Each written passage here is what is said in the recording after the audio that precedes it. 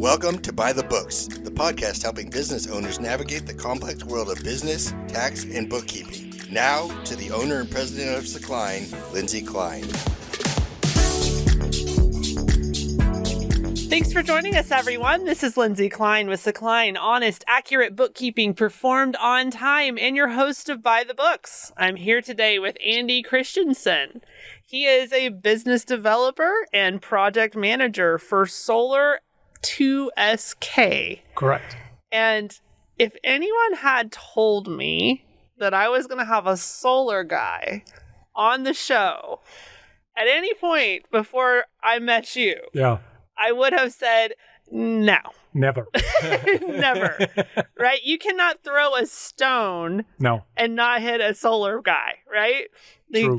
Very prevalent. Yeah. You know, and I'm in the networking circles and go to a lot of networking meetings, and they're everywhere. Yeah. And that's where you met me too, right? Yes. I met you at a networking meeting, did. right? And so I'm willing to talk to anyone, you know, it's not like I discriminate because of what someone does, but at the end of the day, I did not see much value, really. I mean, yeah, I like the idea of renewable energy, but honestly, most of those solar panels are ugly as sin, and I would never want to put them on my roof, right? So that was kind of my mentality. But when I talked to you about solar, you actually were able to get me to see it from a completely different perspective. Good. Which was really interesting because I would have told you there is no pitch anyone is going to give me that would ever get me to consider solar right now until somebody makes them look better. I'm glad to know I made a difference. You did. You're an influencer. Yeah. But here's the perspective you came at it, which of course is speaking my language as an accountant, is talking about the tax and investment standpoint. Sure. And I knew about the tax incentive where you get like 26%, all of that, but you started talking business strategy. Yeah.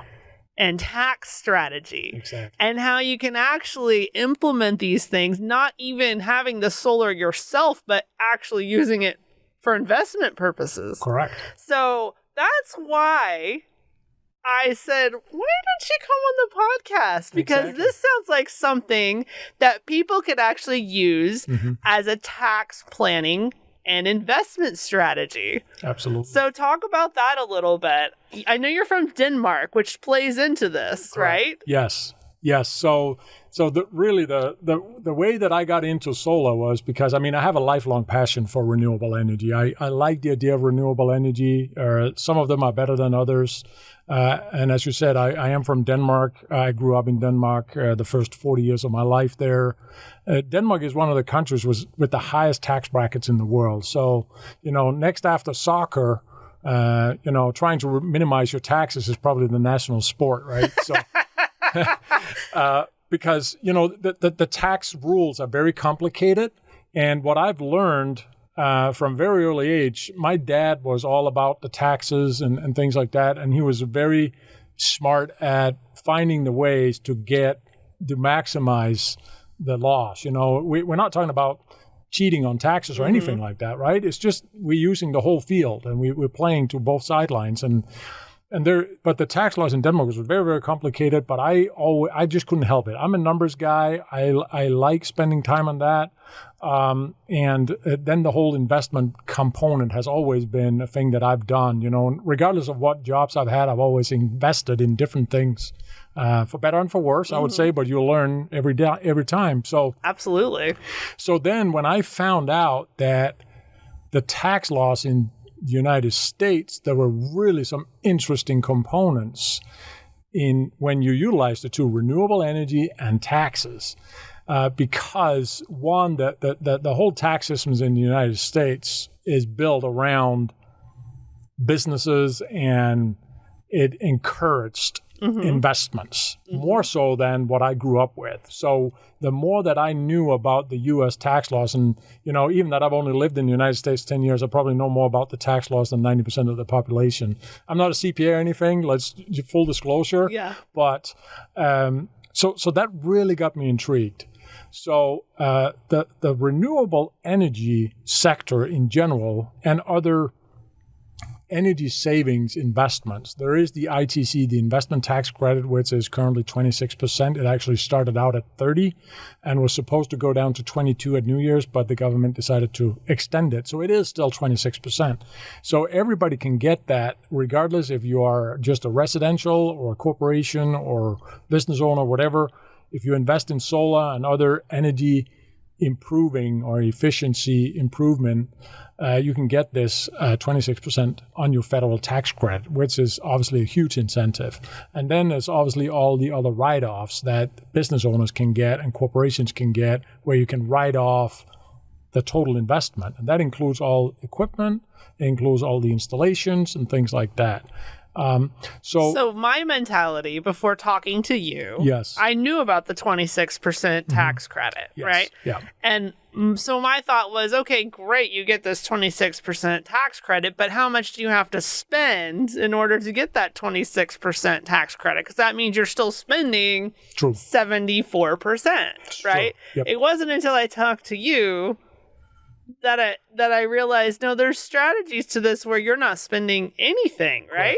Correct. Talk about that. Yes. So that strategy is really where, with the 26% tax credit, obviously in order to get that tax credit, you need to pay federal taxes. So some people are better equipped to utilize that tax credit than others. So right. In other words, you can't get a credit on something that you're not owing. Of course. Right. If So you're this not is paying... only benefiting people that actually owe taxes. Exactly. Okay. So now for those who don't, or for businesses who just don't need the write-offs, some businesses already have enough equipment and whatnot to write off, then we basically make, if you can picture a triangle, so to speak. So you have a user who would like to get energy cheaper.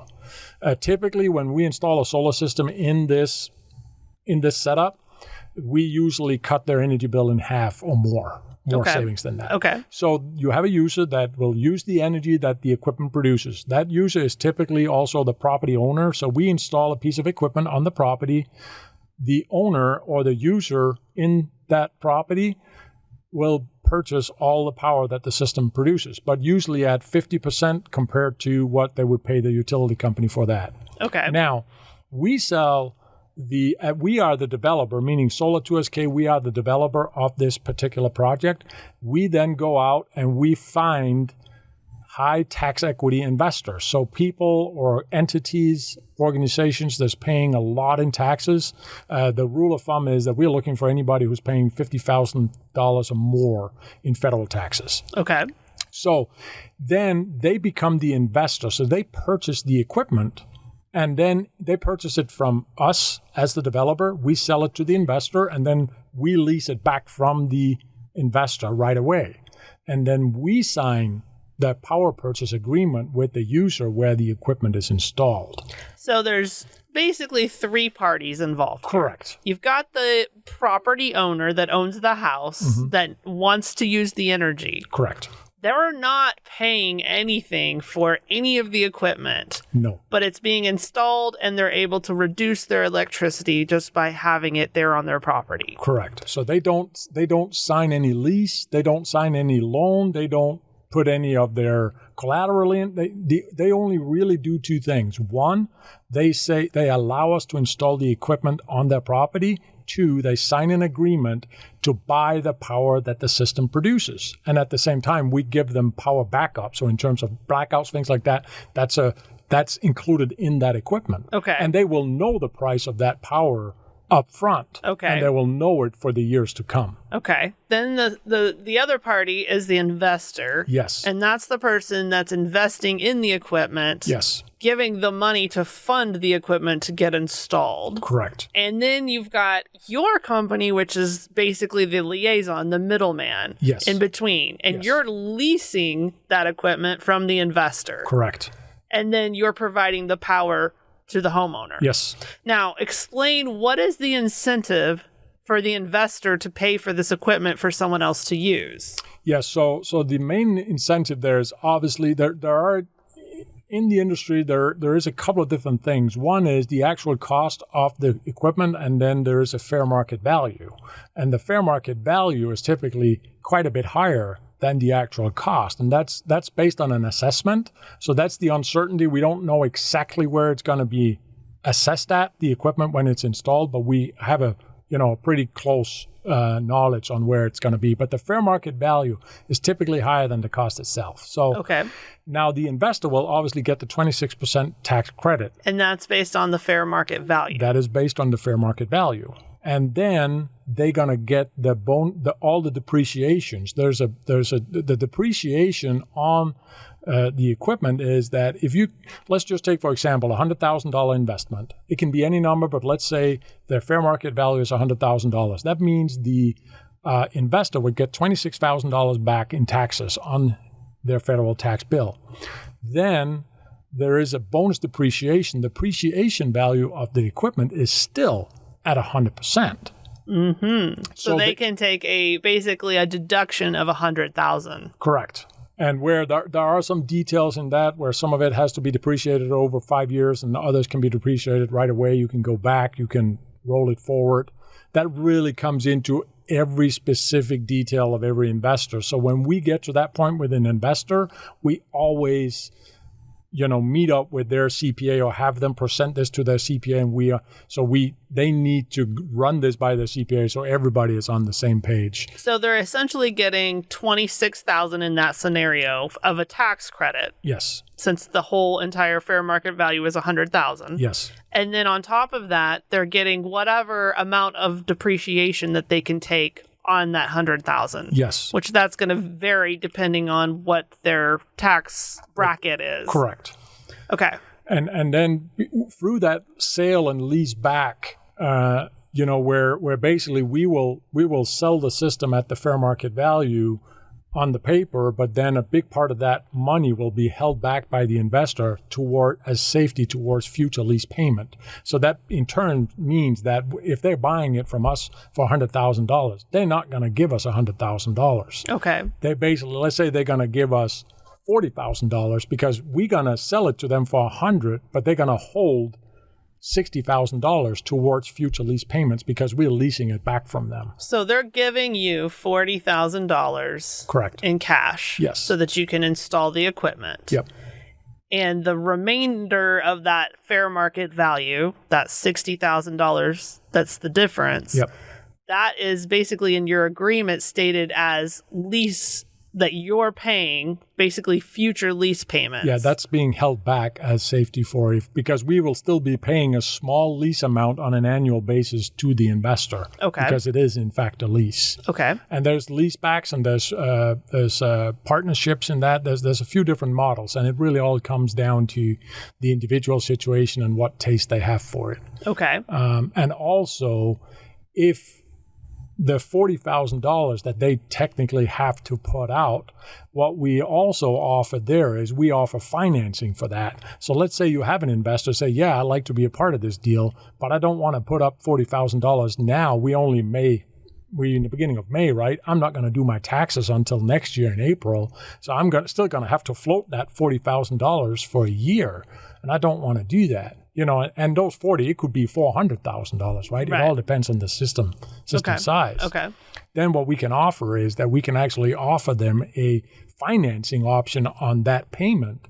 So we finance the whole thing with no monthly payments for the first 12 months. That in turn means they can actually get into this deal with no cash up front and still harvest all the tax benefits from that investment. Okay. And then we have a user who's going to save a lot of money on their energy bill. So what is the typical net result then for the investor? Because here they've basically got into this agreement where they're going to pay out $40,000, whether it be in payments through financing or all at once. Yep.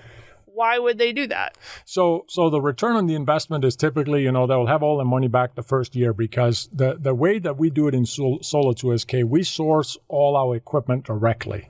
And also we build all our, and I'm trying not to get too technical, but in all our systems, we include battery banks, so battery backup. So if the grid goes down, you still have power on your property.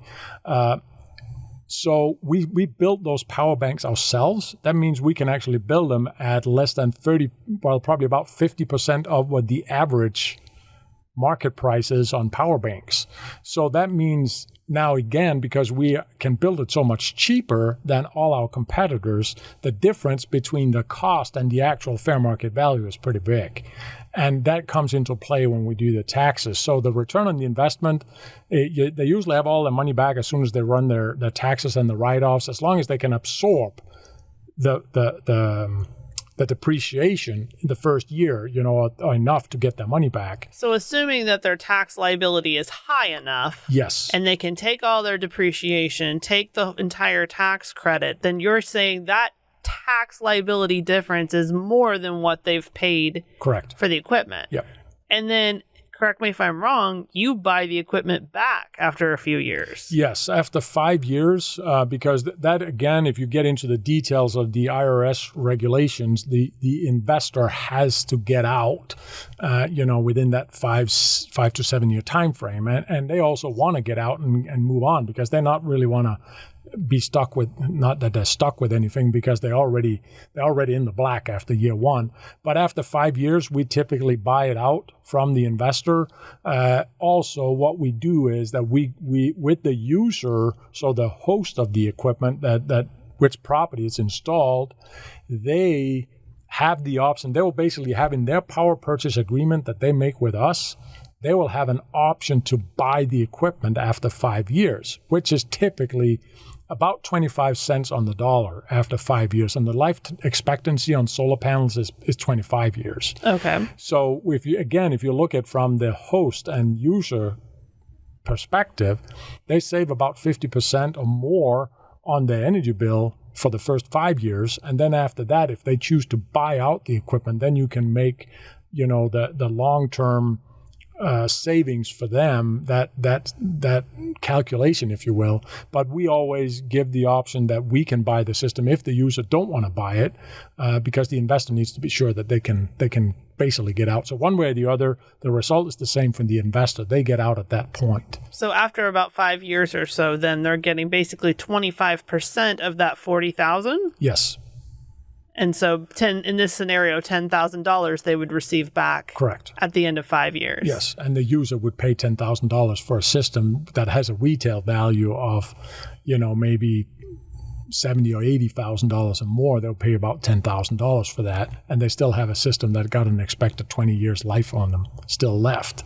And now that's another component in this from a user perspective, is that you lock in that energy price. I mean, I saw an article that was published in November last year that your energy prices has gone up about 40% over the last 5 years in Texas on average, and then if you think about, let's say that pays goes down to 50% of that, so it only goes up 20% over the next 5 years. But if you have solar systems, you'll lock in that price once and for all, because any power that your system produces, you only paid for that system once, and as long as that system is producing energy, that price is locked in. So I think it's an untapped market, and that's the main reason why I do this and why I do it with Solar 2SK.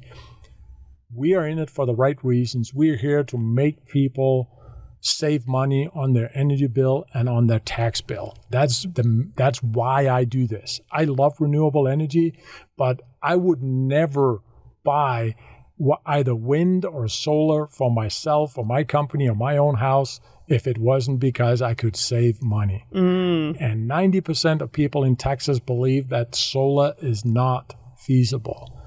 But I'm here to tell you it is feasible for the majority. I will tell you, I was schooled in talking to you, and I've talked and met with a lot of solar people. Yeah. And I've never heard it presented that way as a tax strategy.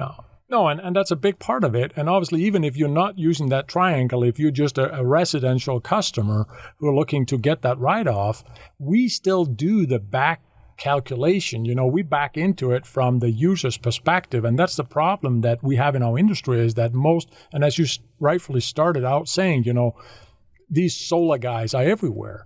But solar guys like me, there's not a lot of them, because I do this because I want people to save money. I like the idea of renewable energy, but without saving money, I don't like the idea at all. Yeah. So that's the biggest difference between what we do, and it took me a long time to find a company that I would identify myself with, and fortunately I found Solar 2SK. And so what sets this company apart from others that you've talked to? It's very clear. We start from a different perspective. We start with the customer's situation in mind. Where are we able to help the customer save money on day to day? That if we can't install a system that saves them money from the very first month, so they have a positive cash flow out of this investment from the very first month, we are either not going to sell it to them, or we're going to tell them up front, we can sell you this solution, but it's going to cost you money. And then some customers say, well, that's great, but I still get the backup. And I'm willing to pay a premium to have backup because backup is important to me for one reason or the other. But we don't try to cover everything up in 15-page long quotes and things like that. We just do it straight up. And because I said, I love the numbers, I sit down with people and I show them. I look at their energy consumption and I say, this is where you're at. This is where we can get you. These are the tax implications. And then we just go from there. And again, in this triangle we just talked about as host and investor and us as a developer, I mean, sometimes there are tax tactics where the host can be the host and the investor, because if they got different entities, things like that. As late as this week, last week, I met with some people down in College Station who got multiple entities. They are very successful. So right now they're looking at buying solar for a couple of their businesses and their own home. But it will be a whole third entity also under their control that will actually be the investor. So you can have multiple roles in this as long as you have multiple entities. And they go to their CPA, and this is a part of their tax investment tactics for the years to come. And those are the things that's just amazing that, it's on the table. So why not go after it? Right. And we've all seen how prices are going up, and everybody talks about it. Right now on the way up here, I talked to, because there's a huge untapped market in nonprofit organizations, because of course a nonprofit, they can't utilize the taxes. So I talked to a client on the way up here. She is doing energy advisory, particularly for not just, but in particular for nonprofits, and they have a food pantry. And currently, the food pantry is using about 35,000 kilowatts a year. And they're paying, depending on the time of year, from 16 to 19 cents per kilowatt. Wow. And let's face it, every cent that they use on power, that goes away from their charity work. Right. And we're working on this project, and we might be able to get in there and actually replace their whole energy bill with a solar system, because they own the building, so we can install it there. But we have a third-party investor coming in that can take advantage of take advantage of that, and they will probably be paying in the neighborhood of 7 cents per kilowatt instead of 19. That's fantastic. And that means that they have maybe $10,000 a year that they can use on charity work instead of keeping the lights on and the refrigerator cold, right? And to me, and then at the same time, we help an investor get a good deal, and we develop another project of renewable energy, and that's obviously where we make our money. So I just see that's a win-win-win all the way around, and that's why I do this. So basically, you have discovered a way to get the IRS to pay for people's solar panels. Yes, you can argue that, but the reality is, and that's when we're talking about the IRS, and there are a lot of similarities in how the Danish version of the IRS, if you will, work, and the way the IRS works in the United States. But the reality is, and you can talk to any investor, that the biggest difference between investors and everybody else is that they understand how the system works. And the IRS they continue to encourage investments. We hear about new companies coming in smaller towns, and they're getting tax credits for the first 10 years and things like that. Why? Because it creates jobs, it creates revenue. So when you start studying the tax laws, that is really about investing and encourage people to make more, to invest more in jobs and development and things like that. And this is just a small, tiny component of that. And that is encouraged so more in the United States than it is in a system like in Denmark. But I don't want to get into the major differences, but I have a huge advantage in being able to compare the two systems. And none of the systems are perfect, but I would say the system in the United States really, really encourage investing so much more than anywhere else that I have knowledge of. And that's where I get excited, because that's why I do this. Again, I said, I love renewable energy. There's so much energy being brought in by the sun every day.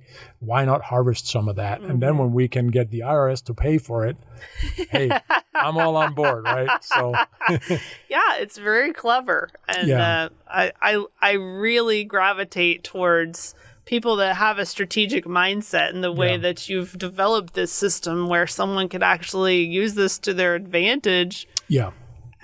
Really, you've set it up so it's no charge to anyone. You're correct. So, and that's the key thing, and that's where we are different. Again, we go in and we understand each individual's situation. I have people calling me and say, well, my electricity bill is $50 a month. Can you help me? I said, I can help you, but it's not going to save you any money because there's just not enough there, right? But then I have other people come, I got $600 a month, right? We got a 4,000 square foot home. Can you help me out? I said, we can find a way where we can, even without the investment component, we can make systems that can be paid and then some through that savings. Yeah. And so those components, then, back to, as you said, the aesthetic things of panels, things like that, that is obviously an important thing. And we try to do that to the best that we can. And again, is anybody working on some nicer looking panels? The very short answer on that is yes. And I actually do have the knowledge of that. There's things being worked on in Europe that could revolutionize how we look at it, because it goes more and more towards integrating it into buildings. So it actually is not just something you put on the roof. No, it's the roof itself, right? It's not just your sidings on your house. It's not just your siding. It's actually an energy producing facility. That's right? So smart. There are technologies being tested now that can go onto windows. So you actually put it on the pane of the window, and you can't see it's there, but it will produce energy. Wow, that's fantastic. That's what I need. I know, and that's what every housewife in this country needs, because we can always sell the idea to the husband about renewable energy, but the aesthetics we got to sell to the wife, and if we can't sell that, we're done, right? We all know that. So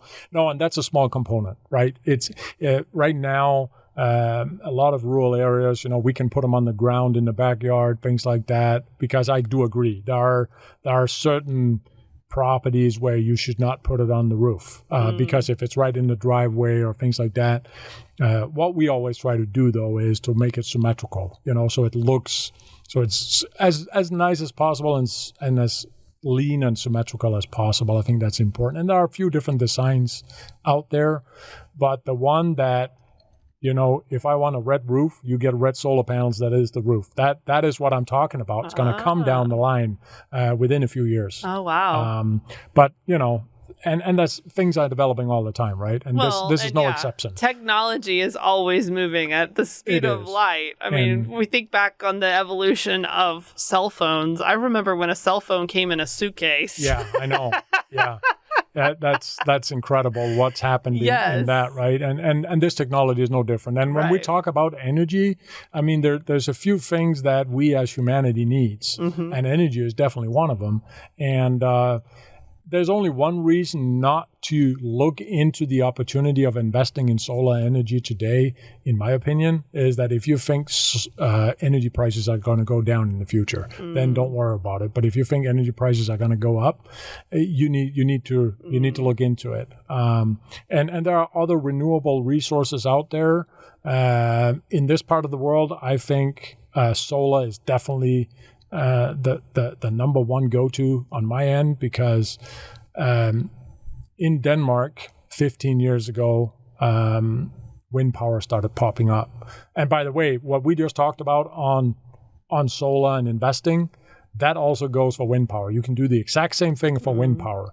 As I said, I grew up in Denmark, and it was right on the west coast. It's a beautiful part of Denmark.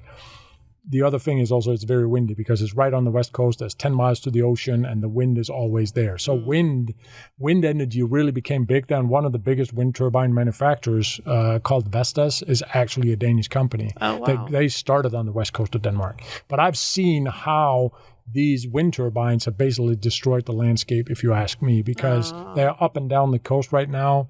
We see them in certain part of Texas also because there are some very windy plains, and I've yet to meet anybody who thinks that they're pretty. And you know, in the beginning, they were 30, 40, 50 feet tall, and, you know, it was no big deal. Now they're like 500 feet and beyond, and I don't like it. I think there's a lot of maintenance there, but I mean, those are my personal opinions. What I like about solar, there's less maintenance, there's no noise, and you can't see them from your neighbors, right? Because they're just there. They don't go up in the air.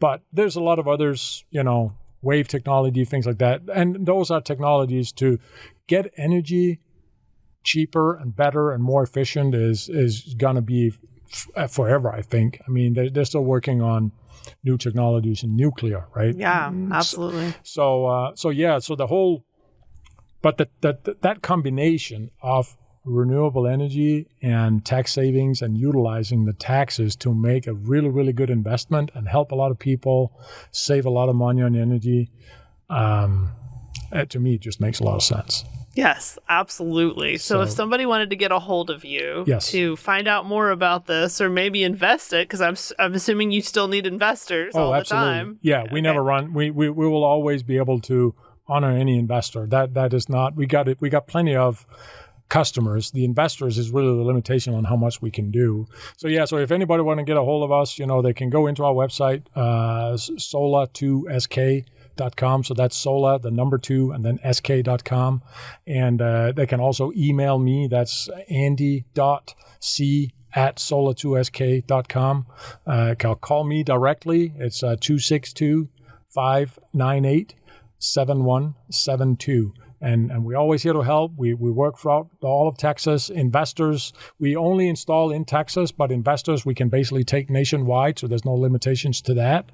And we're always looking for clients and investors. And so get a hold of us. You know, we do this for the right reasons. We want to help everybody save money all the way around, and investors making money. And we provide all the basics of what's needed to go to your CPA with this. However, we always want you to have your own CPA because they are the backbone in your business. And also everybody's situation is different. And for most investors that we take in, this is not the only thing they do. They do other things, so everything has to come together in harmony. And then we structure a relationship, and it's not, for us, it's not just a one-time thing. You know, we're not looking for an investor. Well, we will do one investment with an investor, but our purpose is that we want to do this with an investor, and they're going to like it so much because it's easy and it's profitable that we're going to continue to establish and broaden that relationship with our investors. That's fantastic. That's what we want to do. So. Yeah, and I'm sure a lot of tax preparers and CPAs that are listening probably their ears are perking up because this is definitely something that they could suggest to their clients as being a tax planning strategy. Yeah. Oh, absolutely. And it's not, it's not nothing new. It's been around. It's just a matter of that it has to be brought to people's attention. And as you say, as tax preparers and things like that, in my mind, it's their obligation to go to their clients and make them aware of this. Hey, we can use this, right? Because it is a huge, huge benefit.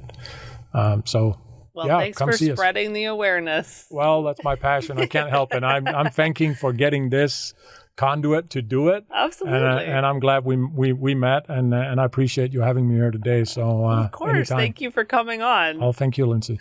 And I'm Lindsay Klein with Secline, honest, accurate bookkeeping performed on time, and your host of Buy the Books. You can find us at secline.com, SAKLINE.com, and you can email us at info@secline.com. Until next time, thanks for joining us, everyone. Have a great week. By the Books is presented by Secline. Honest, accurate bookkeeping performed on time. For more information on Secline services or to get a hold of Lindsay, visit secline.com or email info@secline.com. The information provided on this website and podcast does not and is not intended to constitute legal advice. Instead, all information, content, and materials available are for general information purposes only. Information provided by Secline may not constitute the most up-to-date legal or other information. Listeners should contact their attorney to obtain advice with respect to any particular legal matter and should refrain from acting on the basis of this information without first seeking legal advice from counsel in the relevant jurisdiction. Only your individual attorney can provide assurances that the information contained herein and your interpretation of it is applicable or appropriate to your particular situation.